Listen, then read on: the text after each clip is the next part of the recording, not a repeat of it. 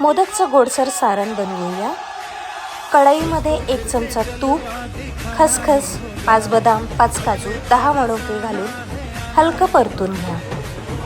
आता आपण 2 कप इथे खोवलेला नारळ घेतलेला आहे। नारळ देखील 2 ते 3 मिनिटं छान परतून घ्यायचं आहे।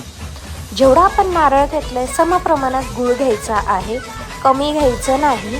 2 कप इथे मी गूळ पावडर वापरलेली आहे। पांढरा गूळ घ्यायचा नाही, डार्क कलरचा गूळ घ्यायचा। हे छान मिक्स करून घ्यायचं आहे, एकजीव होईपर्यंत परतायचं आहे। जर ह्या प्रमाणात सारण बनवलं तर मोदक परफेक्ट गोडसर होतात। आता हे बघा, बऱ्यापैकी छान आपलं सारण कोरडं झालं आहे। त्याच्यामध्ये 1 चमचा तीळ, अर्धा चमचा वेलदोड्याची पावडर असं मिक्स करून कोरडं असं सारण आपल्याला बनवून घ्यायचं आहे।